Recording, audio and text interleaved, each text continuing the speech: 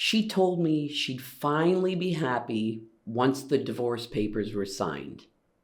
But before that day came, something unexpected happened. And it changed everything.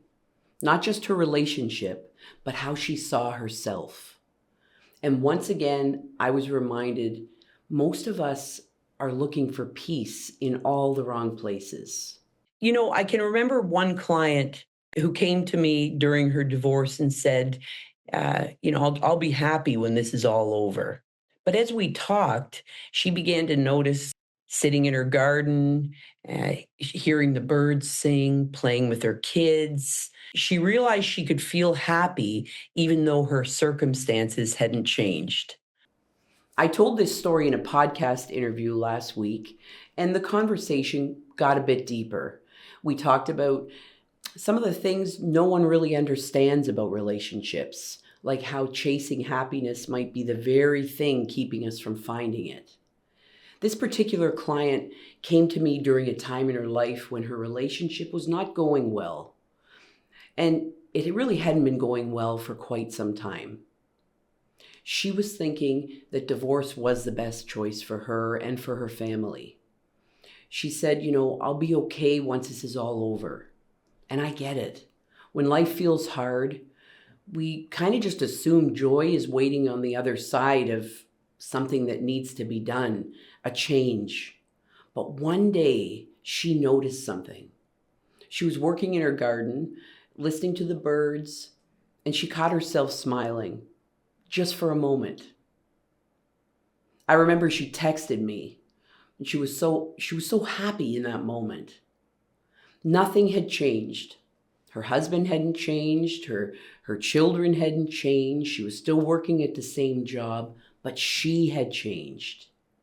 She noticed how happy she felt just working away in the garden.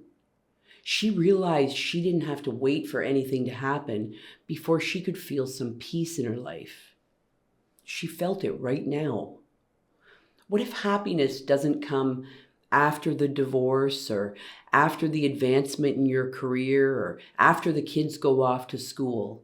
What if it doesn't come only when something else happens or if someone else does something? What if it's already available inside of you? Something you can access at any time. That's one of the topics we explored in the podcast.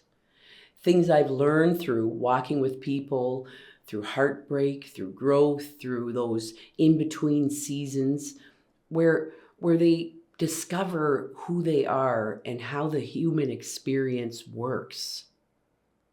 If you've ever wondered how I work with clients, how those transformations actually happen, well, this episode may be a great window into it. We didn't talk about quick fixes or surface level advice. We talked about how one new thought can reshape everything. How presence and insight can become a turning point in your life.